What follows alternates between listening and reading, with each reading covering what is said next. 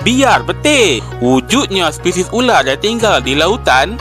Ini adalah Lauticauda colubrina. Dikenali sebagai yellow lip secret, ular laut ini terkenal dengan corak belah hitam putih serta bibir kuning yang sangat unik. Jarang-jarang kita nampak lipstik warna-warni kan? Ular ini hidup di Laut Indo-Pasifik, termasuklah di sekitar Australia dan Indonesia. Ia turut memiliki ekor yang lebar untuk membantunya berenang dengan pantas di dalam air.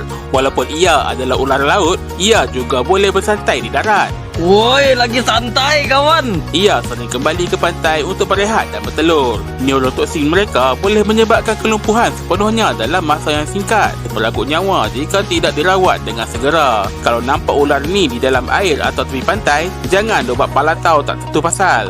Silap-silap terus masuk alam lain. Pernahkah anda melihat ular laut ini? Kongsikan pengalaman anda di ruangan komen. Yang belum subscribe, jangan lupa subscribe tau.